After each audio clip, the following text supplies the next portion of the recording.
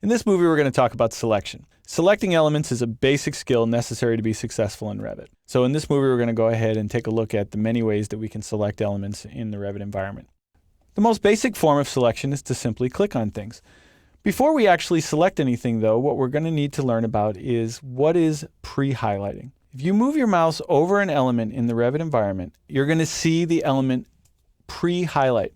It turns bold, it turns purple, which is the default color, and a message usually appears. This is called pre-highlighting. Now, I'm going to move the mouse away and I'm going to bring it back.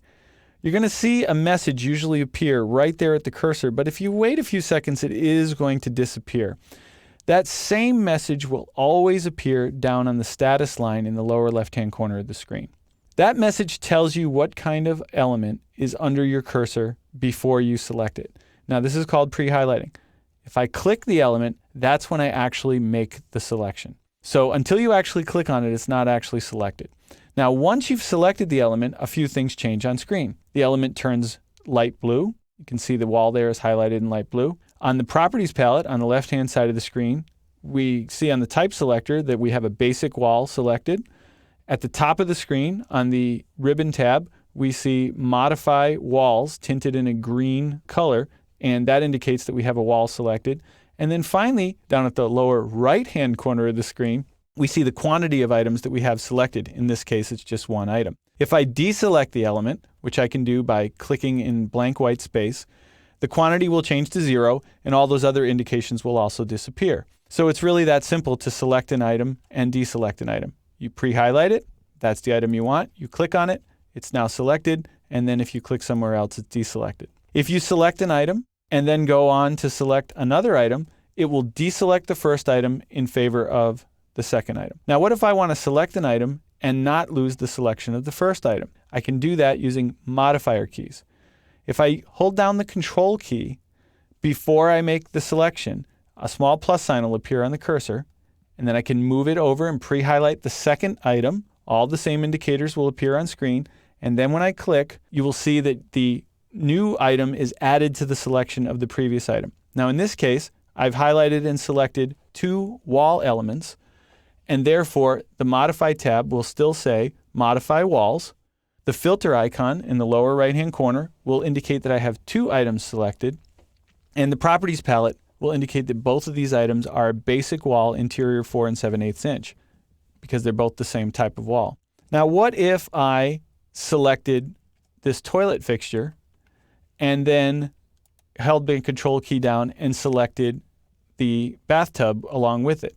Well, in this case, the Context tab will read Modify Plumbing Fixtures because both items are in the same category of plumbing fixture. But if we look at the Properties palette, it'll now say that multiple families are selected. Now, family is the word that Revit uses to describe elements of different kinds. And so in this case, the toilet is one family, the tub is another family, so it can't tell us one or the other, so it just simply says there's multiple items. Now the quantity, of course, is still 2 down in the lower right-hand corner. If we select a third item that's of a different category, now you're going to see on the Properties palette that we have multiple categories selected in gray on the Type selector, and on the ribbon, it's going to say Modify Multi-Select because we now have items of different categories selected, so it can no longer tell us the category of item. But we do have 3 in our quantity. Now, selecting with the Control key is certainly a handy way to add to our selection. We can also use another modifier key. Let's say that I have these 4 elements selected, and I actually decide that I want to deselect one of those items. I can hold down the Shift key. So if I hold down the Shift key and select again, it will deselect the previous item. In addition to our Control and Shift keys, we have another key that we can use to modify the selection. Let me give you an example. I'm going to move my mouse right about here. And of course, the item that's pre-highlighted under my mouse is a single flush door. And again, you can see that confirmed with both the tooltip and the status line. What if I was interested in the wall that the door was actually attached to? Certainly I could zoom in or I could move the mouse around and try and get it to pre-highlight another item. But I have another alternative. I can use the Tab key. Now, in this case, it's a little different than it was with the Control and Shift because I don't want to hold down the Tab key. If I do, I'm going to get this like strobe light effect. And that's definitely not what we want. So I'm going to let go of that. With the door pre-highlighted, if I simply press and release the tab key, you're going to see the selection focus shift to the next eligible item. And in this case, that's the wall. If I press tab again, it turns out that there's a third eligible item in this case, which is actually something called a chain of walls. Now, a chain of walls or lines, as you can see on the status line, is walls or lines that are connected end to end. So in this case, you can see the two walls that are highlighted are connected in a chain, and so they share endpoints, in other words, and so they are pre-highlighting together. If that's the selection I want, that's when I need to click my mouse. That's very important because a lot of folks get the tabbing part, but they often forget the clicking part. So if I come over here and I tab, oh yeah, that's the selection I want, and then I move my mouse away, I lose the selection because all I had done was pre-highlight the items. I didn't actually select them. So again, remember, tab, then click. You don't have a selection until you actually make the click. Now, let's look at another chain selection.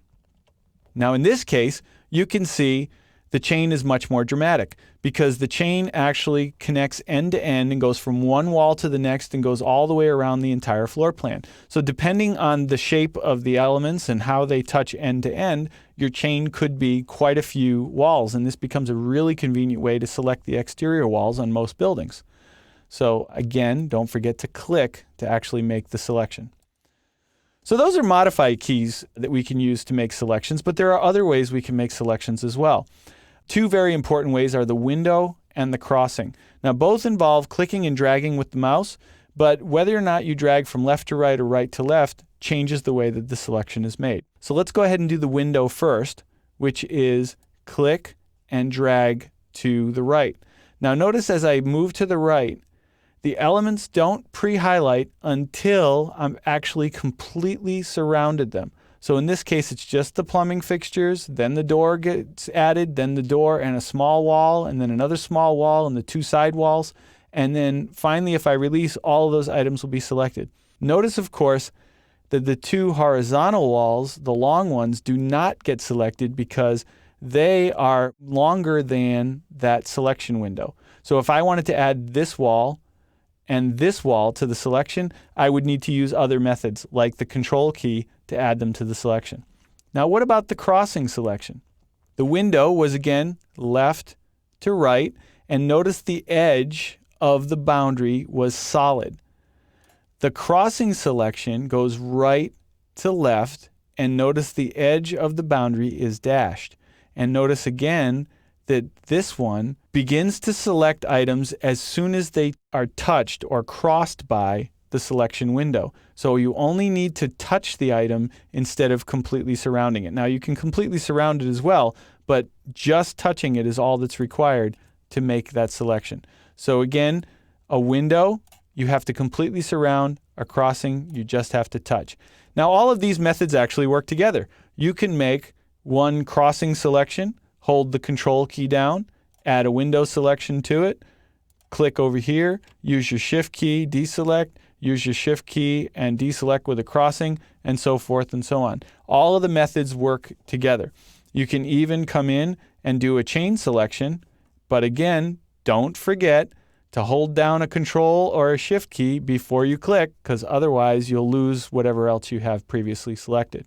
Now, once I've made a complex selection, it may be that I have almost exactly the selection I want, but there's just one or two elements that are in there that I didn't want. Like looking at this selection, I say, I'm happy with the selection, but I really only am interested in the walls that I have selected. Now, I could go around and painstakingly with the shift key deselect the toilets and the doors and so on, but there's a faster way. On the ribbon, when you have a selection, you will get a filter button. This filter button will display a dialog that shows you by category all of the items in your current selection. Now, there's some useful information in here. There's a count column that tells you how many items of each category you have. So in this case, I have 11 walls and 3 plumbing fixtures and so on. By simply deselecting the checkboxes for the categories you're not interested in and clicking OK, you remove those items from the selection. So a very powerful Revit way to select is to make a selection that's too big, then go to Filter, In this case, doing check none is going to be the most efficient thing to do. That will remove all the check boxes, and then I'll only select plumbing fixtures and specialty equipment. And you'll see from that selection, I now have just the equipment selected instead of all that other stuff. So that becomes a very powerful and useful way to select. So please keep all of these selection techniques in mind. You're going to use these constantly in all of your Revit projects and all of your Revit work. Practice them, get comfortable with them, because you're going to be using these every day in everything you do in Revit.